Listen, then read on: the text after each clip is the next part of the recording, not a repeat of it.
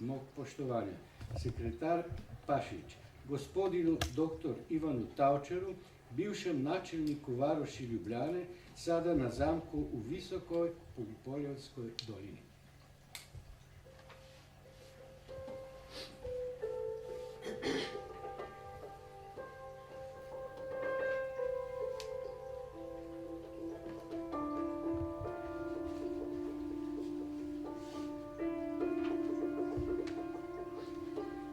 Po voščilih mojemu možu, doktorju Ivanu Tavčarju, dovolite, da se vam predstavim še jaz. Sem Franja Košenini, poročena Tavčar. Rodila sem se 8. februarja 1868 v meščanski družini v Ljubljani. Že kot dojenček sem ostala brez matere, s 3 leti pa še brez očeta. Zame so skrbele tete in strici po materini strani. Še posebej lepo je zame skrbel stric Rajko Arce, ki je slovel kot mecen slovenskega gledališča, in njegova sestra Josipina, Ajka. Finančno me je podpiral premožni stric Franc Lukman, špickramer, ugleden trgovec s ščipkami. Kot meščansko dekle brez staršev sem bila v privilegiranem položaju. 6 leti sem hodila v čitalnico na dobrodelne predstave in predavanja. Šolo sem obiskovala pri Uršulinkah, kjer me je sestra Stanislava Skvarčeva navdušila za slovenski jezik. Na sprejemu ob obisku cesarja Franca Jožefa smo ga učenke pozdravile v slovenskih narodnih nošah in s trobojnico ter z glasnim živijo. To je bila moja ideja. Teta Ajka me je uvedla v krog narodnih dam. V 19. stoletju je bilo malo priložnosti za uveljavitev žensk v javnem prostoru. Narodna slavja so bila za ženske toliko pomembnejša.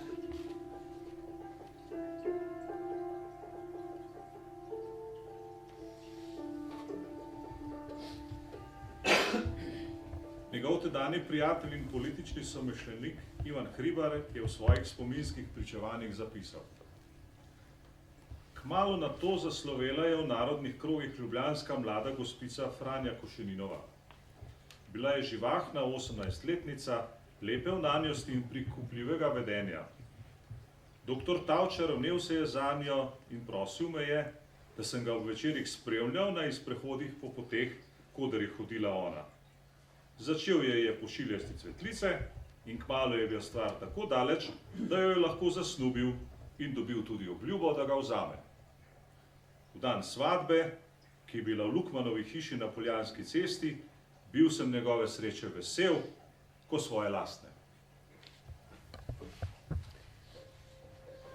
22. maja 1887 sem se v cerkvi svetega Petra poročila 17 let starejšim pravnikom in politikom dr. Ivanom Tavčarjem.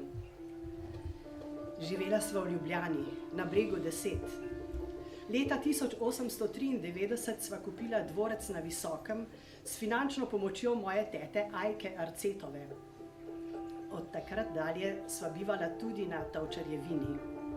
Ozračje v Ljubljani je bilo politično preveč razgreto. Ivan si je želel samote, počitka in vaške idile.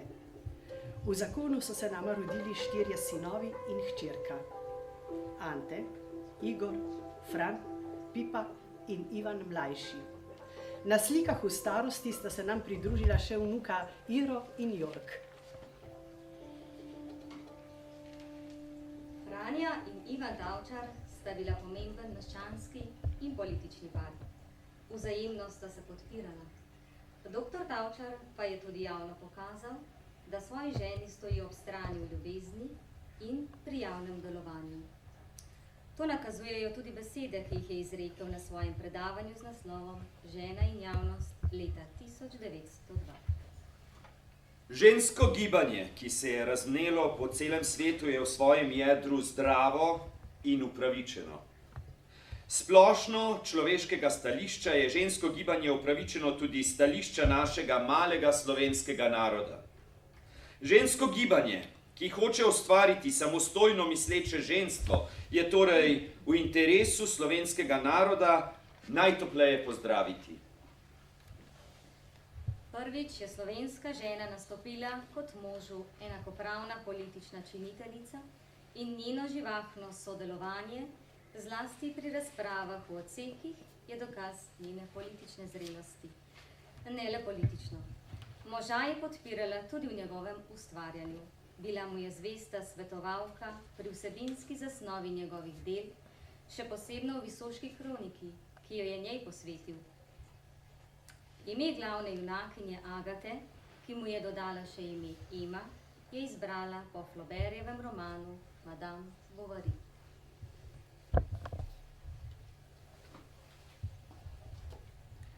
Franja Tavčarjeva je za svoje delo prejela številna odlikovanja.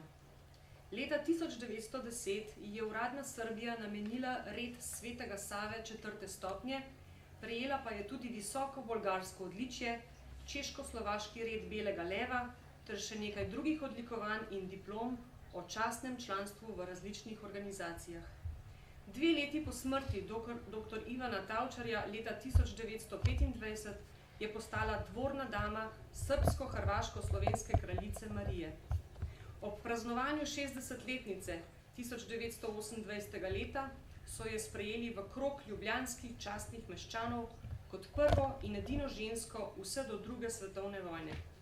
Za njen 70. rojstni dan, ki je v časopisju odmeval kot pravi narodni praznik, so se v Kazinski dvorani zbrali zastopniki kulturnih, socialnih, humanitarnih in strokovnih ustanov in društev. Čeprav je bila Franja že zelo bolna, je bila vesela vseh.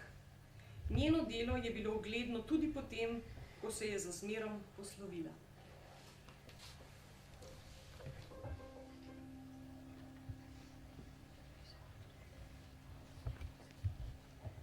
Izvolite, gospod doktor, mar ne diši lepo? Pa kruha izvolite. Pa mi dojem masla. Ko vas gledam, sem premišljeval, kako ste lepe in srcu prikupljive.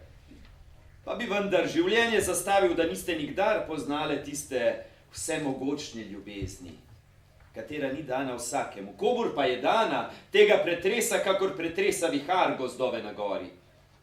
Kaj, da me nismo vzela svojih mož iz ljubezni? Da bi jaz svojega moža ni vzela iz ljubezni. Moje mnenje je, da si vzela svojega moža zato, ker prideluje vsako leto obilo dobrega in dragega vina. In jaz sem svojega moža vzela zato, ker prodaja na debelo sladkor in moko. In jaz svojega, ker z dobičkom razpečava sukno in platno?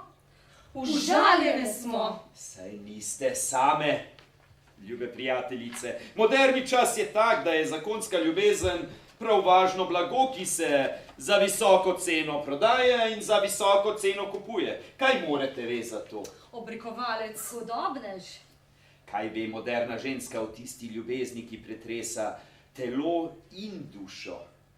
Ki veže dušo in telo, ki je kakor nevihta, ki pride, da ne veš odkot, ki te podsuje, stolče, da se od nje nikdar več ne oddahneš, ki jo pa vendar hočeš imeti in naj si zaradi nje izgubiš življenje.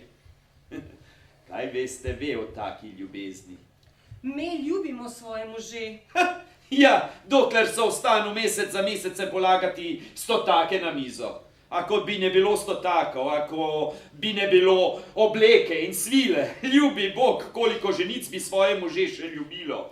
Ja, in ti to dobro veš, ker si oženjen. Zasmehujte me, kolikor vam je volja. Da, prijateljice, kar ni bilo dano vam, je bilo dano meni. Pretresla me je ljubezen, enaka viharju, enaka nevihti. Prišla je pozno, prav tako je prišla, kakor pride včasih cvetje v jeseni. Ako me hočete poslušati, vam razodenem vse. Pri tem tudi zveste, čemu nisem hotel zakonske družice, katera bi me bila ravno tako okrog prsta ovijala, kakor ovijate ve svoje može. Torej, me hočete poslušati? Hočemo. Pripovedujte. Poslušamo. Dosegel sem 38. leto svojega življenja. Strašna starost. Res. Gnalo me je iz sobe in tedaj se mi je poželelo po gospe Heleni, katero vse tri dobro poznate. Bila je najkrasnejša ljubljanska gospa. Bila je moja prijateljica. V mojih očeh je bila gospa Helena vzor žensk, tudi s svojim možem, bil je moj sošolec, je živela v resnično srečnem zakonu. Gospa Helena me je kakor vsikdar sprejela prijazno. In veš, Marica, koga sem srečal tam? No, koga? Tvojega sedanjega moža. Takrat ti ni bil še tako podložen, kakor ti je danes, pač pa smo že vedeli, da šteje stopinje za teboj in da ne uide svoji zakonski usodi. No, pripovedujte. Stopil sem torej gospe Heleni. Klanjam se, gospa Helena. Glejte, doktor Ivan. Kaj pa je vas prignalo? No, pripovedujte. Stopil sem torej gospe Heleni. Klanjam se, gospa Helena. Glejte, doktor Ivan. Kaj pa je vas prignalo? Pa ne, da ste prišli, da bo vas spet skupaj čitala Prešerna. Ali naj ti do sodnega dne trobentam, kako sam si. Plevel si na njivi, za katerega se nihče ne briga. Čisto tako, kot plevel, tudi poginaš. Dohodke imaš, lahko bi preživljal ženo in otroke. Po ženi se vendar. Oj, ti revna duša, ker se ženiš sam, misliš, da moraš biti agent za ženitve. A ga slišite, gospa Helena, pravca ti agent. Kar govori, prav imam pa le. Poglejte, godi se mu dobro, skrbi nimaš in v pravdah kuje, če že ne rumenjakov, saj srebrnjake. Polnita se ti dan in dan, lonec izgleda. Da, tako je. In zdaj še reci, da mi ne preostaja drugega, nego tisto, kar imenuje latinec fructus consumere. Daj mi mir z latinščino. Sicer pa, veš, jaz grem. V živi veri, da si spregovoril najmodrejšo besedo pod soncem in zvezdami. Pa s Bogom, gospa Helena. Z Bogom, gospod Bon. Oglasite se. Fructus consumere! Torej, gospod doktor, kako se imate? Imam se kot mož, ki je star 38 let. Nekaj let že nisem poznal nikakih skrbi, kakor so me v svoj čas davile na visoki šoli. Vzlic temu pa mi na svetu ne preostaja drugega, nego tisto fructus consumere. Kot stroj sem, ki bo tekel, dokler so posamezni deli kolikor toliko v redu, potem pa tu in tam kaj odneha, oči ti pokvari kratkovidnost, lasje ti izpadajo in po členkih se ti nabere apno, da bo tekel stroj le še s tokanjem in ječanjem. Pri koncu pa vse skupaj pade in kakor staro šaro te odneso ven.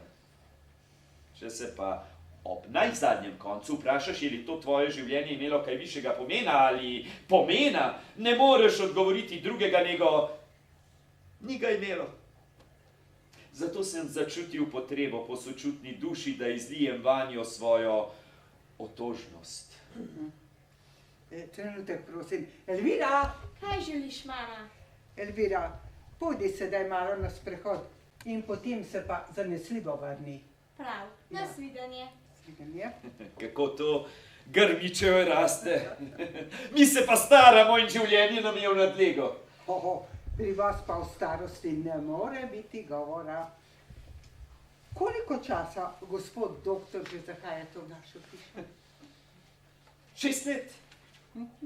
6 let. In hvaležen sem vam za vsak trenutek, ki sem ga smel preživeti v vaši družbi, gospa Helena. Saj veste, da rad gledam vajin srečen zakon. No, le poglejte, starejšo hčer ste že poročili, Elviri bo pa 18 let in sama pridnostjo je jeziki, klavir. Res, hvaležen sem, da smem prebivati med vami. To je fraza. Ja, čemu fraza? Drugega ne more biti. Dokler sem bila sama, se je dalo to še urediti. Sedaj pa, ko je Elvira odrasla, ni moči več krotiti hudobnih jezikov. Saj me umejete, gospod doktor.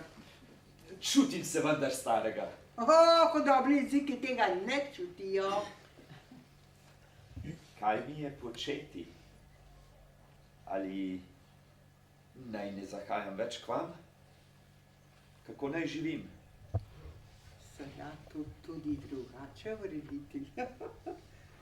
Opraviti imamo v mestu, tudi moj mož mora priti vsak hip. Počakajte ga. In lahko večerjate z nami, ja. Se da tudi drugače urediti. Da, ali kako? Odkot pa se ti potikaš ves znojen? Bolan sem. Vraga si bolan.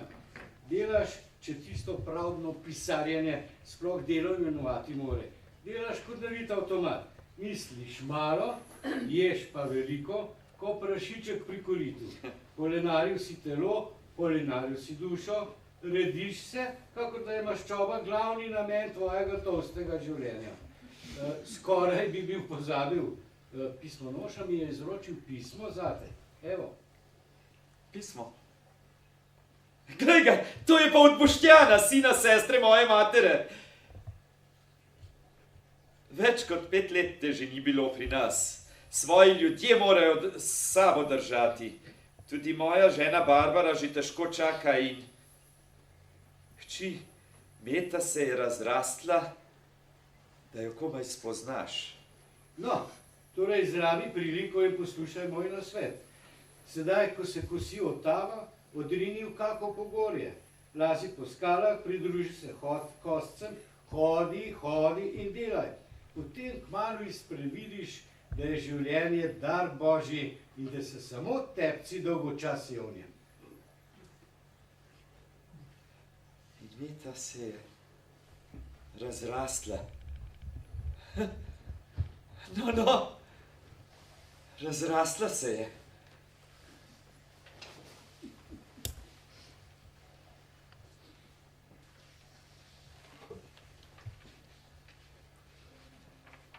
Tako mi je pri srcu Meta, kakor nekdaj, ko sem se poslavljal od doma in od matere, ki mi je vselej tudi spremljala del poti. Z vsakim korakom se mi trga srce. Gotovo si že lačen. Naj jej, le vzemi. Pa ti mora le čudno biti, če si sam v Ljubljani. Nimaš človeka, ki bi ti kuhal in prav. Če zboliš, si slabši od živine v našem hlevu, za katero se vsaj Liza briga. Ali ne misliš, da ti tega ni treba? Kako naj si pomagam? Kje naj dobim kuharico? Stare ne maram, mlade pa ne dobim. Ne govori tako nespametno. Poglej gospoda v Javorja, vzel je sorodnico k sebi in streže mu, da je zadovoljen. Kje naj dobim sorodnico? Če je mlada, ne bo hotela priti. Kdo govori o tem? Ti ne poznaš mesta in njihovih hudobnih jezikov. Ne boš 4 tedne pri meni, pa si ne boš upala na ulico. Tako te bo sram. Jezus, kdo pa govori o meni? Tam je torej Ljubljana, kjer ti stanuješ. Daj spet prideš. Če ne prej, k tvoji poroki, ko se boš možila, tisti dan hočem plesati. Nič. Meta, sedaj je čas, da grem. Malo še počakaj, se nič ne mudi. Drugače zamudim, je že pozno. Nič še ni pozno. Pozno. Ljubljana je še daleč. Pa v Loki manj časa ostali. Podaj mi roko v slovo. Midva bova pač mislila eden na drugega. Ja, že. Meta, v mestu je navada, da se prijatelja, ki se imata rada, v slovesu poljubita. Recimo na lice, če ni drugače pa na usta. Tako delajo prijatelji. Midva pa smo tudi prijatelji, ali ne? Sva že, če ni greh. Kaj če biti greh? Z Bogom, Meta! Z Bogom, Janez.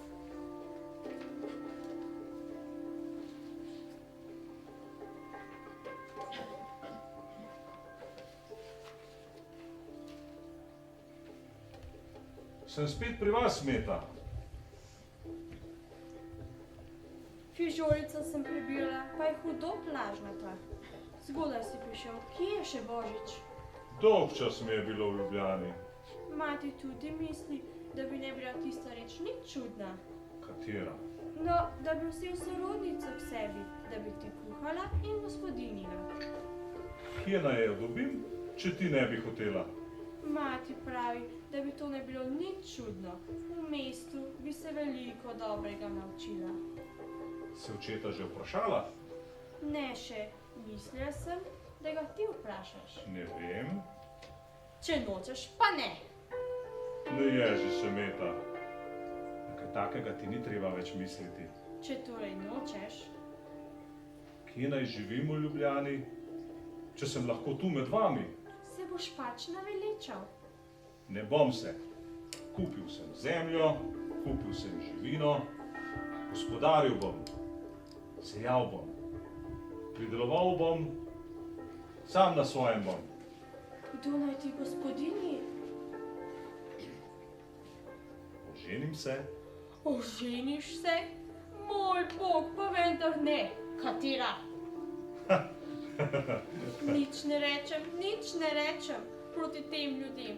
Radi delajo in tudi o dekletu ne vem nič slabega. Bog varuj. Mlačanovo sem kupil. Danes smo delali v Loki pismo. Tudi Daniel je bil tam. Liza je torej vzela Anžona. Kaj hotela drugega? Kdo naj se na moške zanaša? Kdo naj se na take moške zanaša? Koliko si dal? 9500. Si vse plačal? Vse. Boš imel kaj dolga? Nič. Na Doto ti ne bo treba gledati. Ne. Pravijo, da je zemlja dobra in da se dosti pridela. Jade. Živelo se bo torej lahko. Gospodinja se ve, bo morala biti pridna, ali živelo se bo lahko. Jade, tako čudno me notri boli. Govoril sem z očetom in mater. Oba sta zadovoljna, da se oženim pri Presečnikovih. Če me ti hočeš. Da, če me ti hočeš. Jaz. Da, ti, Meta. Druge nočem, samo tebe vzamem. Sedaj odgovori, če me hočeš. Tako sem se bala, da vzameš Fortunovo. Za vse ne piješ na Jelovo bordo. Za vselej. Za vse življenje bova mož in žena. Mož in žena. Meta, no kaj je Meta? Mož in žena. Za vse življenje. Za vse življenje. Meta! Meta!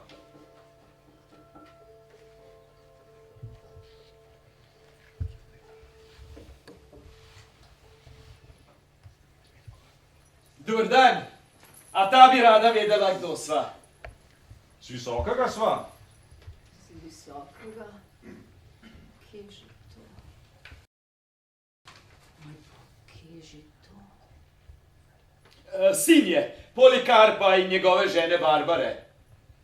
Barbara. Imela sem hčer. Barbara ji je bilo ime. Povedala se je svetemu evangeliju in tedaj ni bila več moja hči. Vrgla sem jo iz svojega srca, kakor se vrže plevel iz njive. Strašila se je krvavih grajskih hlapcev. Ni več moja hči. Ne govorite mi o Barbari. Vaše Barbare sin je. Njen sin. Sedi sem, da te vidim od blizu, ker so moje oči podobne trski, ki pojema. Svetlova mojih oči, tudi ta ni več pri meni. Res je, njen obraz ima. Ali si spoznavalec čistega evangelija? Ne, nisem. Torej si papist. Nimam hčere. In tudi njen sin je zame mrtev. Tudi ta bridkost je morala mimo mene. Trubarja pokličite. Zdaj si se me lahko že nagledala, Margareta. Ti veš, kako mi je ime. Oče mi je govoril o tebi. Tedaj si visoški, tudi moj je govoril o tebi. V hribih smo in težko živimo. Saj nič ne rečem, oče je dober in lepo počne z nami. Brata pa sta osorna človeka in z mojo materjo grdo ravnata. Včasih bi raje živela v drugem kraju, med drugimi ljudmi. Oče je prišel. Ne da je papist Jeremija, ko vendar veš, da je moja kri tekla za svet evangelij. Tiho, mati! Prišel sem vendar k svojim sorodnikom. Zdaj pa sedita, pot je bila dolga, gotovo sta utrujena. Jeremija, čemu jo siliš od hiše?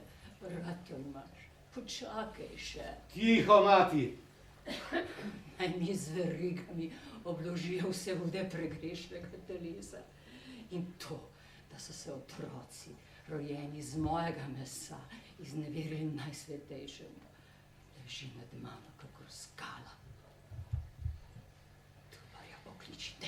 Čas bo, da se odpraviva. Dolga bo pot in če bo dobro šlo, bova z nočjo doma.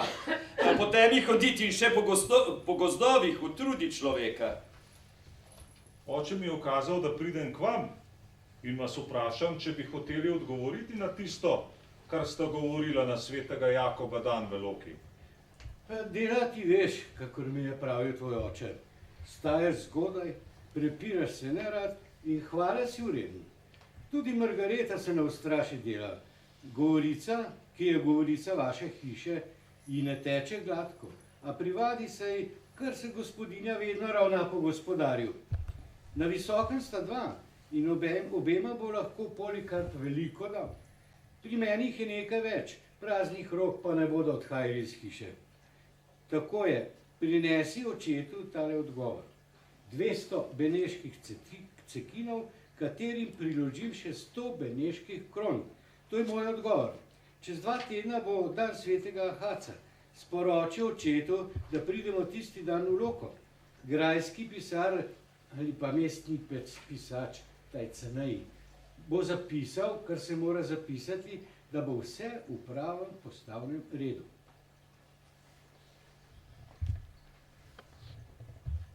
Hvala, Margareta, da bi Bog blagoslovil tvoj prihod pod našo visoško streho.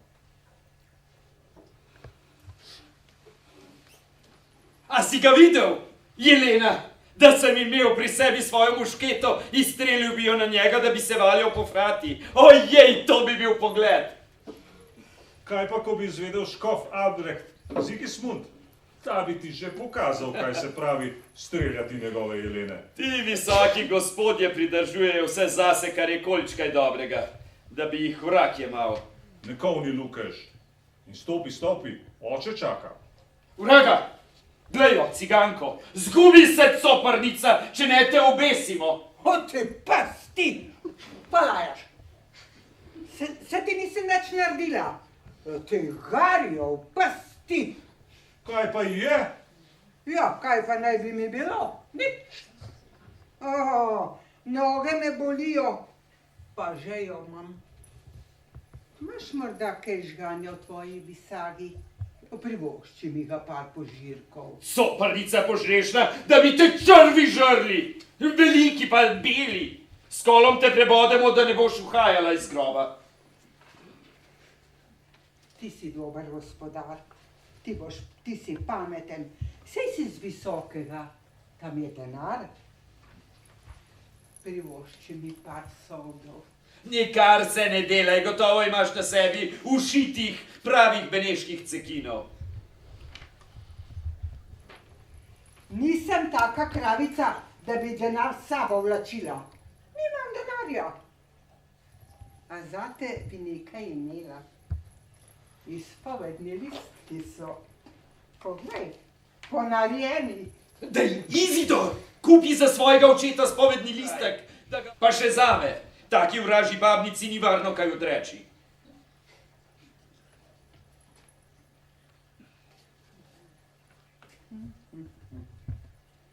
Brate, globoko si brodil v krvi, da je kar čudno, da se nisi utopil v njih.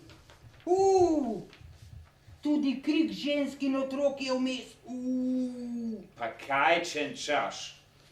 V naši dolini ve vsak, da sva bila s Polikarpom v nemški vojni, da tam nisva rož trgala, ve vsak otročaj. Nisem tako neumen. Odlazi.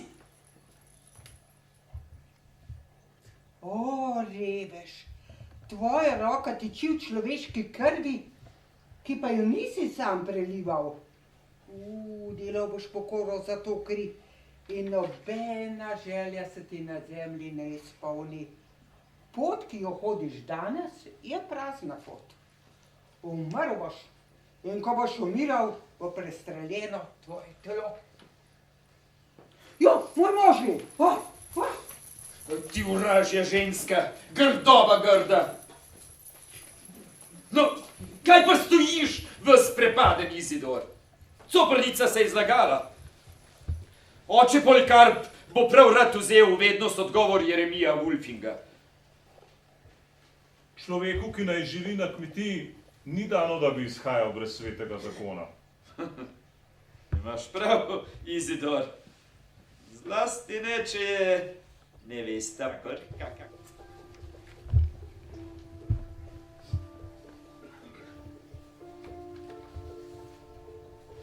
Zemlja domača ni prazna beseda.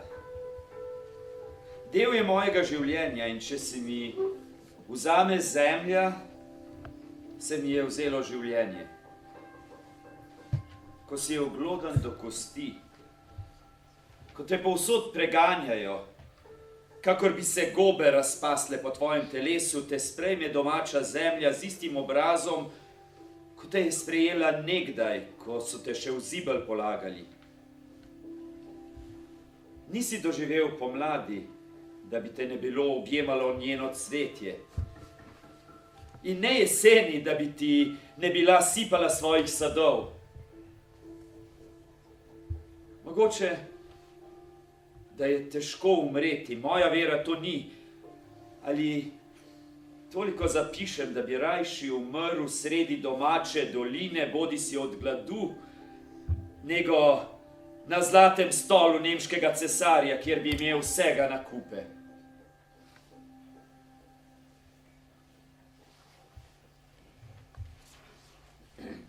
Das Land meiner Heimat ist kein leeres Wort. Es ist Teil meines Lebens und wenn mir mein Land genommen wird, wird mir mein Leben genommen. Wenn du bis auf die Knochen abgenagt bist, wenn du überall gejagt wirst, als würden sich Pilze auf deinem Körper ausbreiten, empfängt dich die heimatliche Erde mit demselben Gesicht wie in den alten Tagen, als du noch in die Wiege gelegt wurdest. Du hast den Frühling nicht erlebt, nicht die Umarmung der Blüten, nicht den Herbst mit all die herabfallenden Früchten. Vielleicht ist es schwer zu sterben. Mein Glaube ist es nicht. Doch ich schreibe nieder, dass ich lieber in der Mitte meines heimatlichen Tals an Hunger sterben würde, als auf dem goldenen Stuhl des deutschen Kaisers, wo ich alles in Hülle und Fülle hätte.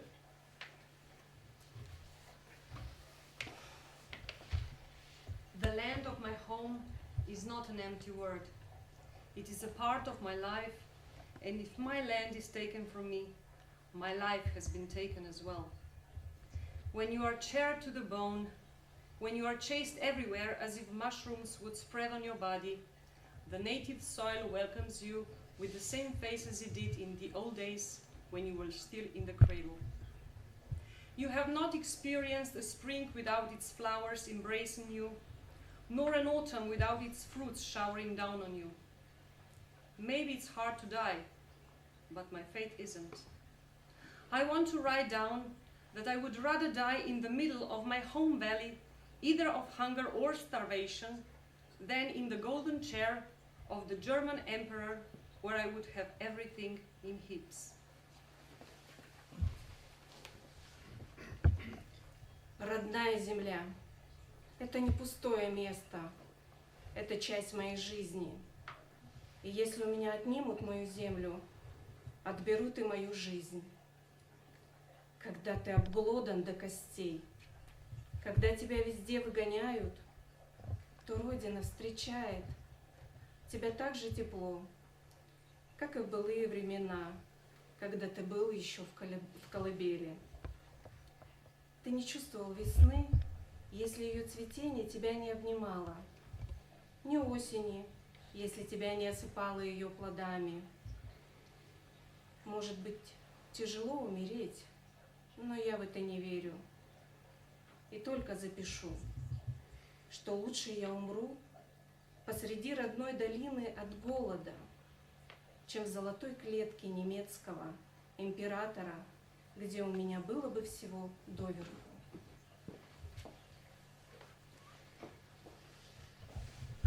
故乡不是一个空洞的字眼，它是我生命的一部分。如果我的故乡被夺走，我的生命也就不复存在。即使你头焦额烂，颠沛流离，遍体鳞伤，面目全非，你的故乡仍会以昔日的面容迎接你，就像你还在摇篮里时一样。每一个故乡的春天，你都被鲜花环拥；每一个故乡的秋天，你都收获累累硕果。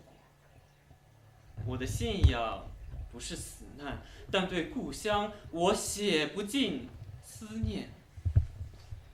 因此，我宁愿饿死在家乡的山谷中，也不愿死在德国皇帝的金椅上，即使在那里，我将拥有成堆的一切。Zemlja domača ni prazna beseda.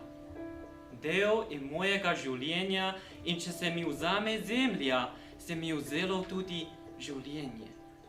Ko si ogloden do kosti, ko te povsod preganjajo, kakor bi se gobe razpasle po tvojem telesu, te sprejeme domača zemlja z istim obrazom, kot da je sprejela nekdaj, ko so te še v zibelj polagali. Nisi doživel pomladi, da bi te ne bilo objemalo njeno cvetje, in ne jeseni, da bi ti ne bila sipala svojih sadov. Mogoče, da je težko umreti, moja vera to ni.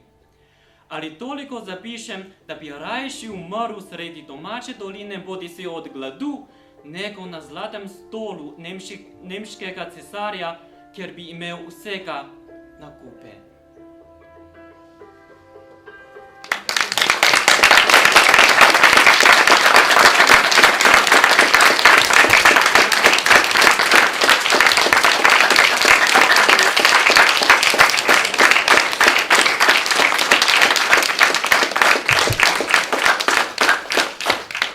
Spoštovana publika, vesel sem, da sem lahko sodeloval na današnji prireditvi. Hvala vam.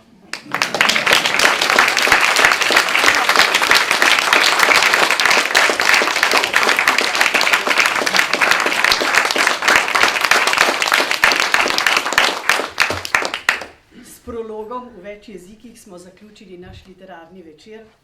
Zahvaljujemo se gospema Elizabeti Eržen Podlipnik in Juditi Šega iz Zgodovinskega arhiva Ljubljana, enota Škofja Loka, gospe Katarini Kocijančič iz Slovenskega gledališkega inštituta, Gledališkega muzeja, knjižnici Ivana Tavčarja in občini Škofja Loka ter vsem nastopajočim. Hvala za obisk in lep večer še naprej.